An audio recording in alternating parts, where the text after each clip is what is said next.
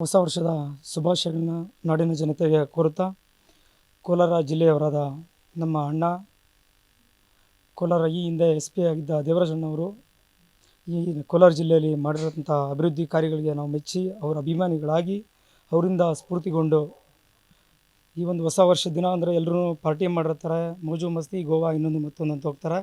ನಾವು ಆ ರೀತಿ ಮಾಡಬಾರ್ದು. ದೇವರಾಜಣ್ಣವರ ಹಾದಿಯಲ್ಲಿ ನಾವು ಸಾಗಬೇಕು. ಸಮಾಜಕ್ಕೆ ಏನಾದರೂ ಒಂದು ಕೊಡುಗೆ ಕೊಡಬೇಕು. ಆ ನಿಟ್ಟಿನಲ್ಲಿ ಈ ದಿನ ನಾವು ಈ ಆಶ್ರಮಕ್ಕೆ ನಮ್ಮ ಅಳಿಲು ಸೇವೆಯನ್ನು ಮಾಡ್ತಿದ್ದೇವೆ. ಮುಂದಿನ ದಿನಗಳಲ್ಲಿ ಇನ್ನೂ ಹೆಚ್ಚಿದ್ದನ್ನು ಮಾಡಬೇಕಂತ ಅಂದ್ಕೊಂಡಿದ್ದೇವೆ.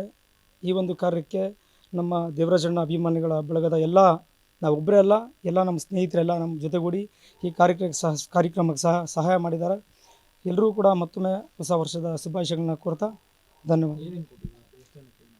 ಒಂದು ಎಲ್ಲ ಮಕ್ಕಳಿಗೂ ಟೋಪಿ ಮತ್ತು ಸ್ವೆಟ್ರು, ಅಕ್ಕಿ ಮೂಟೆ ಮತ್ತು ಹಣ್ಣುಗಳನ್ನ ಕೊಡ್ತಾಯಿದ್ದೀವಿ. ಮುಂದಿನ ದಿನಗಳಲ್ಲಿ ಇನ್ನೂ ಹೆಚ್ಚಿದನ್ನು ಕೊಡಬೇಕಂತ ಅಂದ್ಕೊಂಡಿದ್ವಿ, ಅದನ್ನು ಮಾಡ್ತೀವಿ. ಬೆಡ್ಶೀಟು ಎಲ್ಲ ಕೊಟ್ಟಿದ್ವಿ.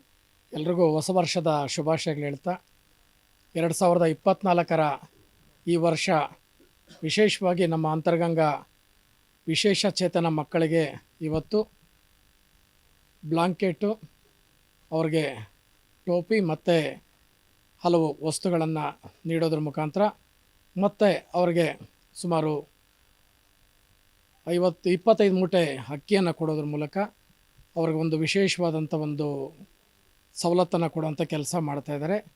ಇದಕ್ಕೆ ನಾವು ಇವತ್ತು ನೆನೆಸ್ಕೊಳ್ಬೇಕಾಗಿರೋದು DCP ಅವರಾಗಿರುವಂಥ ದೇವರಾಜ್ ಅಭಿಮಾನಿಗಳ ಬಳಗದ ವತಿಯಿಂದ ಇದನ್ನು ನೀಡ್ತಾ ಇದ್ದಾರೆ. ಕಡಗಟ್ಟೂರು ವಿಜಯ್ ಕುಮಾರ್ ಮತ್ತು ಚಂದ್ರಸಂದ್ರ ಅಂಬರೀಷ್ ಅವರ ನೇತೃತ್ವದಲ್ಲಿ ಈ ಒಂದು ಕಾರ್ಯವನ್ನು ಇವತ್ತು ಇಲ್ಲಿ ವಿಶೇಷವಾಗಿ ಹಮ್ಮಿಕೊಳ್ಳಲಾಗಿದೆ.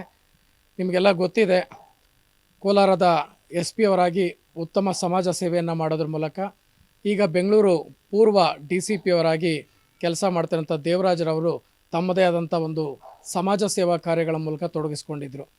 ಅವರ ಒಂದು ಅಭಿಮಾನಿಗಳು ಇವತ್ತು ಅದೇ ಕೆಲಸವನ್ನು ಮುಂದುವರಿಸ್ಕೊಂಡು ಹೋಗೋಂಥ ಕೆಲಸ ಮಾಡ್ತಾ 2024 ಹೊಸ ವರ್ಷದಲ್ಲಿ ಇವರ ಅಭಿಮಾನಿಗಳ ಬಳಗ, DCP ದೇವರಾಜರವರ ಅಭಿಮಾನಿಗಳ ಬಳಗ ಈ ಒಂದು ಕಾರ್ಯವನ್ನು ಮಾಡಿರೋದು ನಿಜಕ್ಕೂ ಕೂಡ ನಮಗೆ ಶ್ಲಾಘನೀಯ.